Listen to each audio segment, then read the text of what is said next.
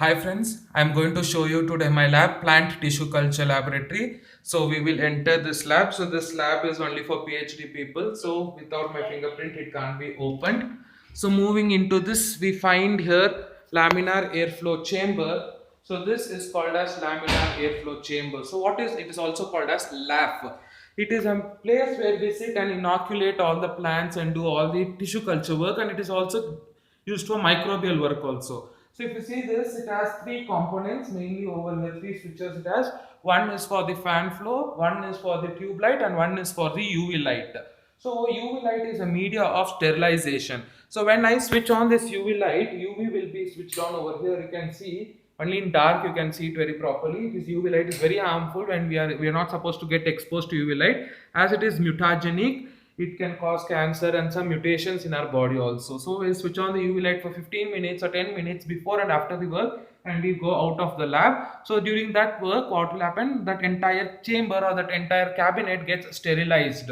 So whatever microorganisms will be there, every microorganism will be killed inside this chamber, lab chamber we call it as. So all the it will be sterile medium will be produced. Then after that we switch off the UV light, then we turn on the sterile fan. So from that the sterile air will come. So you can find your minute pores from which the air will come, and it is closed, completely closed environment. So there's no chances of contamination. So the air will prevent the entry of microbes. So when we open this, it is openable like this. So when I open this, because of the air, what happens? So because of the air, everything, all the microorganisms will enter inside. So to prevent that, we switch on the fan. So because of the fan, sterile air that comes from inside, it will not allow any microorganisms to come inside. Inside we have a glass bead sterilizer. If you can see it there in that corner we have, that is mainly helpful for sterilization technique. That is also another method of sterilization, where we use scalpel, forceps, needle, blade. All this we will be using for the sterilization purpose. So it is used to sterilize that. So we have the different types of forceps, different length of forceps we have. So the forceps is just to hold the plant material. This also has to be sterile. So first we will autoclave it. We will cover it with aluminum foil. Then we keep it in hot air oven. Then we keep it in the glass bead sterilizer. There the temperature is very high. So in that temperature, what happens? And that all the microorganisms that are there gets killed in this forceps, and this forceps becomes sterile. Then this is called as a scalpel with a sharp blade. Same type of scalpel even doctors use to do incision, to do surgeries and all. So here we cut the plant material, so it is having a very sharp blade. Even this has to be sterilized, and it also comes in various sizes. So we keep all this in the steripot, which is called as also called as glass bead sterilizer or steripot. You have silica beads inside that. Very high temperature is maintained like 60-70 degrees Celsius. So when you keep inside this, when you insert all this into that steripot sterilization, all the microorganism gets killed over there. So that is also a method of sterilization. So this is how an LAF inside looks like. I'm showing you the inner side. So you can find over here how I kept all the scalpel, blade, everything. This is called as steripot or glass bead sterilization. You have a power and heater to on this, and we keep all the media, water we require for all that, and we have a Bunsen flame also. This flame is also to prevent whatever microorganisms are there near this area only. We keep do all the tissue culture work. So this is connected to gas, and this also again will help in sterilization. So with so much of precautions and sterilizations, we do all the tissue culture work in a sterile medium. So this is called as laminar airflow. So next we will move on to, this is called as a shaking incubator. This incubator will shake. We will set the speed. We might set the speed for 100 rpm or 200 rpm. So based on that, the cultures what we're keeping will be shaking. Some microorganisms will be growing in because of liquid media called as broth. So the solid media doesn't require any shaking, because we add agar, it becomes solidifies and shaking is not required. But when you're keeping broth cultures, liquid cultures, it has to be continuously shaken for the microorganisms to grow. So here also again you have UV light over here in the side switch. So with that UV light we will sterilize the entire chamber. Then we will keep all the cultures over here. So this is for to keep your conical flask and everything. You can keep over here the broth media, and here you can keep all the test tubes. So it has also UV light if the bacteria needs light. So we'll switch on the light for if they are growing photosynthetic bacteria. If they are not photosynthetic bacteria, they do not need any light. So we will switch off the light. and only the temperature can be maintained over here. So normally for bacteria we keep around 35 to 37 degrees Celsius. If we're growing fungi, we keep it around 25 to 27 degrees Celsius. So it is mainly useful for plant tissue culture to grow Agrobacterium rhizogenes.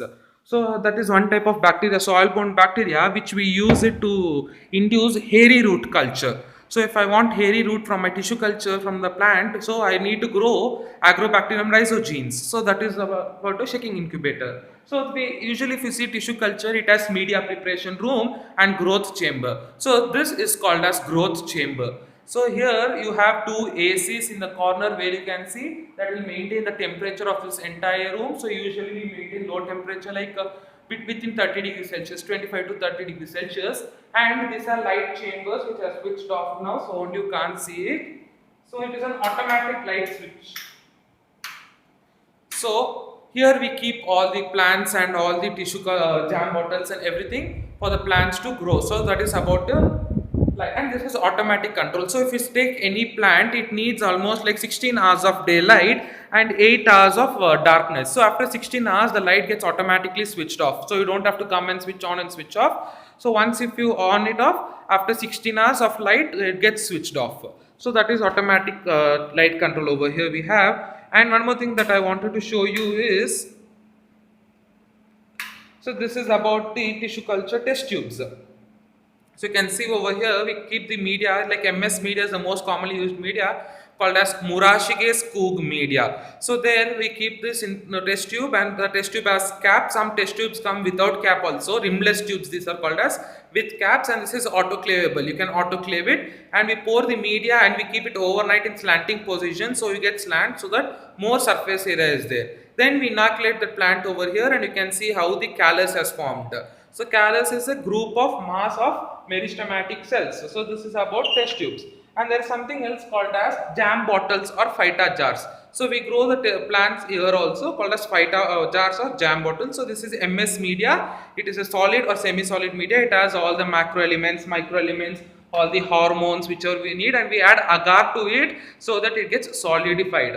So after few days you can find plants like this growing into the inside the test tube or inside the phyta jar. This is Bacopa plant, which is also called as memory plant. So this is about Bacopa moneri, it is called as. So one of the project work we are doing with Bacopa. So you can see here so much of shoots has been grown. All these are Bacopa shoots. So with various hormones, with various things we have grown here. So you can find how from the test tube we can grow like this. Shoots will be grown. So that is about your Bacopa. So this is how a callus looks like exactly, a fresh friable callus we call it as. It is a group or a mass of cells.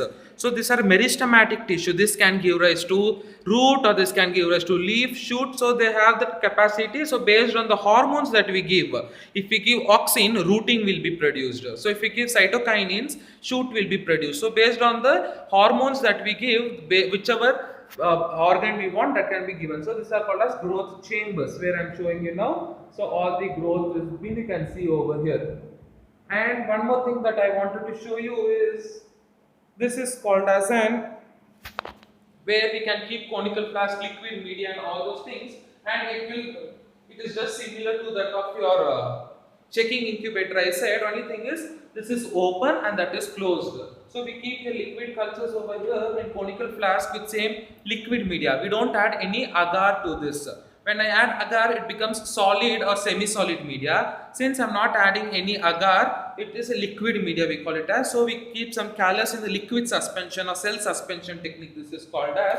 So we keep many conical flasks over here and we set the to 100 RPM. You can see now it is rotating, right? So based on the speed, I can control my speed over here. So based on the speed that I give, the media that is there will, inside the media will circulate, and that is, and the plants will grow, cells will grow. So you can see. So that is one more thing that I wanted to show you. In some tissue culture labs, you will find darkened chamber also like this. So this chamber that I am showing you was made by me itself. So we make some dark chambers like this for the seeds to germinate. So whenever we sow a seed in a pot, the pot will be having a dark chamber in it, isn't it? So in that dark atmosphere only the seeds will grow. So if I keep it in the light or if I keep it open, what will happen? Germination rate will be very poor. So we made this dark using dark charts. So we keep all the seeds to germinate inside this. So after 2 or 3 days, so we keep all the seeds inside it and we cover it. So after 2 or 3 days, what happens when the seed germinates? When we start getting the hypocotyle and epicotyle, then we transfer it into the light medium. In the presence of light, the chloroplast will be synthesized and then plants will germinate. So that is how the germination occurs. So this is all about the tissue culture lab. So this is a basic thing. We have a media preparation room where we store the chemicals and where we prepare media and all those things. And we have something called as an autoclave also, that is also used for sterilization. So autoclave is just a big pressure cooker where the temperature is maintained about 121 degrees Celsius and pressure is about 20 bars or 20 pascals, and we keep it for 15 minutes for sterilization. So whatever media we are preparing and whatever instruments or test tubes, this glassware that I showed you, Phyta jars and all those, they need to be sterilized. Even they will be having some contamination, some microorganisms inside it. So we keep it all the test tubes inside the autoclave and we switch it off. Now over an hour or 2 hours it will take depending on the time we require. So then it gets sterilized at high temperature 121 degrees Celsius and 20 pascals. No microorganisms will survive. All the microorganisms will die and that will give you a sterile condition. So that will make all the glassware sterile. So this is all about your tissue culture that I wanted to say you. So I hope you like this video. If you want me to do more such videos of practical labs that are there in my lab, that are there in my college, and show you something, please do comment below, do like and subscribe and share this video with your friends. Thank you. Have a good day.